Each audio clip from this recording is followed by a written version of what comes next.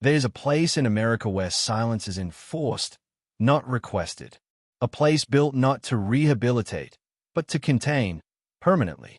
Men sent here are not expected to leave the same, and sometimes not to leave at all.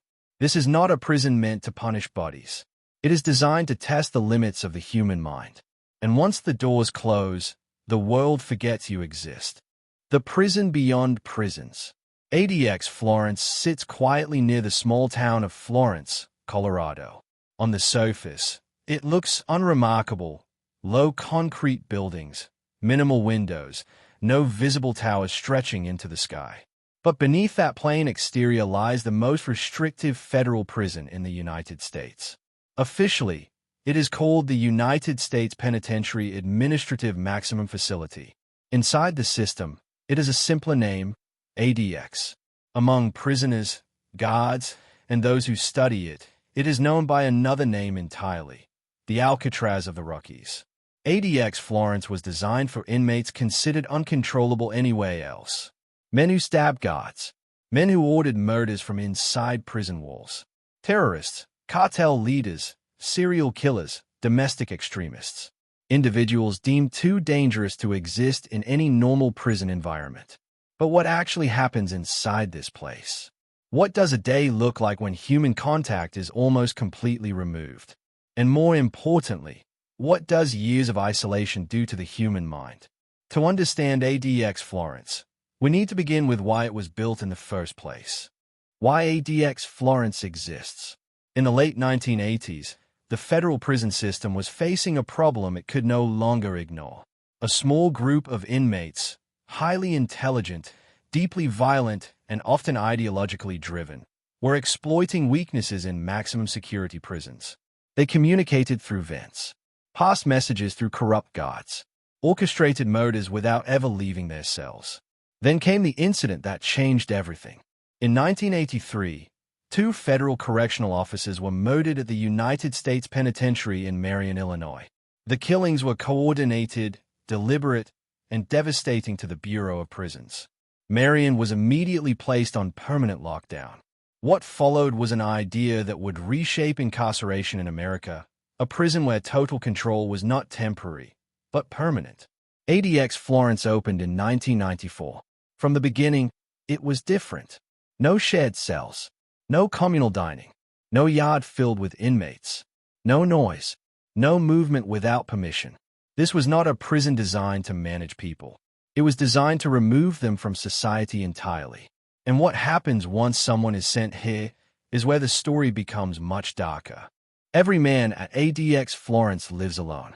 Each cell measures roughly 7 feet wide and 12 feet long. The walls are solid concrete.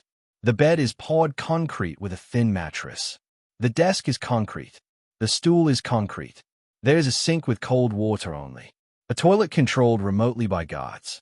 And a narrow vertical window, too small to see the mountains, too high to look out properly. It exists only to let light in, not information. Sound barely travels. Even screams are absorbed by the thick walls. Prisoners spend at least 22 hours a day inside this space. Some spend more. Meals arrive through a slot in the door. Communication with guards is minimal and procedural. Eye contact is rare. Names are rarely used. This level of isolation is not accidental. It is the foundation of ADX Florence. But isolation is only the beginning. At ADX Florence, time does not move forward. It circles. A typical day begins before sunrise. Lights turn on automatically. A breakfast tray slides through the door. There is no greeting, no conversation, no acknowledgement. Prisoners eat alone, always alone. There is no dining hall, no shared table, no opportunity to exchange words, glances, or gestures with another human being.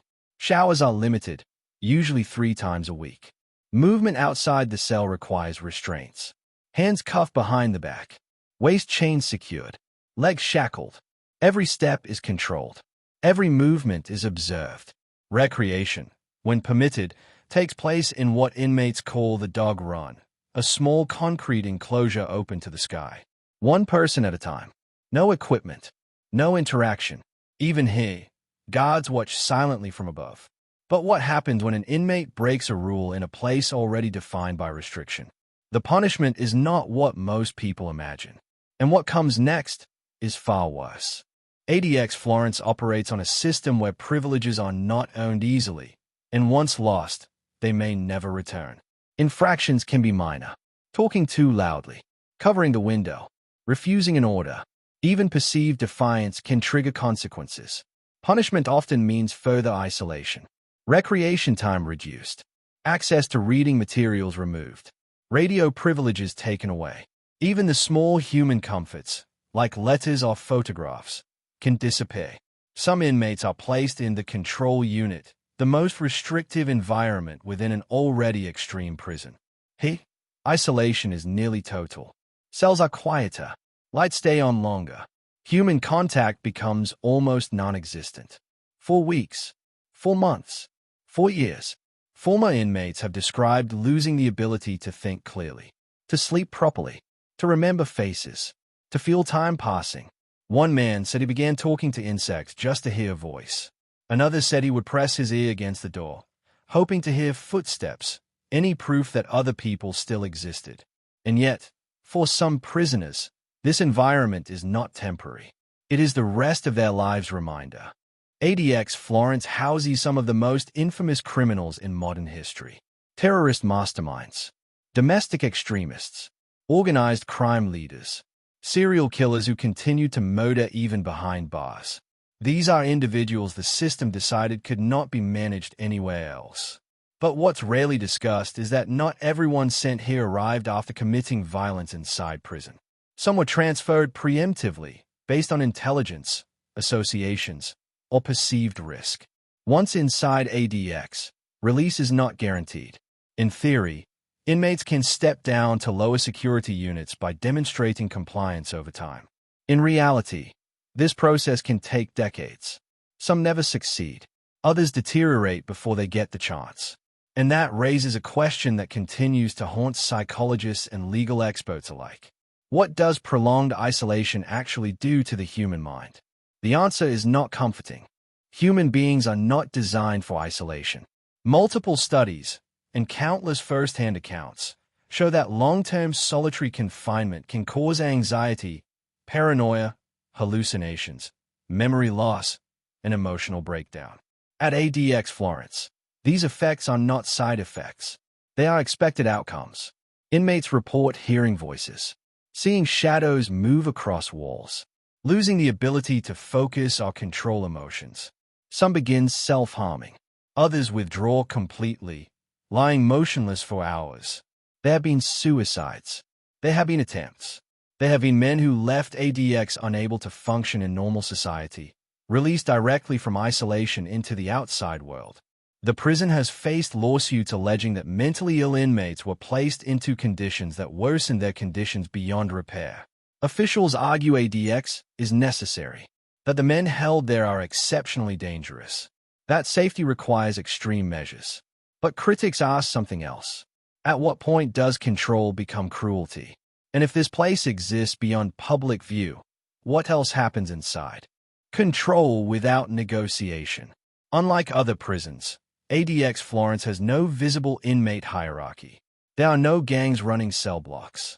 No informal leaders commanding respect. The design eliminates communication, and with it, power. The only authority that exists here is institutional. Guards rarely speak beyond commands. Relationships are discouraged. Predictability is enforced. Every door, every light, every toilet flush is controlled externally. This creates a psychological imbalance unlike any other prison environment. Inmates cannot negotiate, cannot intimidate, cannot influence. For men accustomed to control, gang leaders, terrorists, crime bosses, this loss is often the most punishing aspect of all. Some attempt hunger strikes. Some file endless legal motions. Others retreat inward. And a few break completely. What happens to those who break is something the prison rarely discusses. Contact with the outside world. Communication from ADX Florence is tightly restricted. Letters are screened. Phone calls are rare and monitored. Visits, when allowed, are non-contact, separated by thick glass, conversations filtered through static-filled phones. Some inmates go years without seeing another human face not wearing a uniform. Family relationships fade. Children grow up. Parents die. For many prisoners, the outside world becomes abstract, something remembered, not experienced. One former inmate described realizing he no longer remembered the sound of laughter. Another said he forgot what rain felt like on his skin.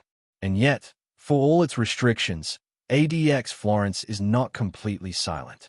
There are moments, brief, unsettling, when something breaks through. Moments that remind everyone inside that this place, despite its design, is still filled with human beings. And what happens in those moments is often unforgettable.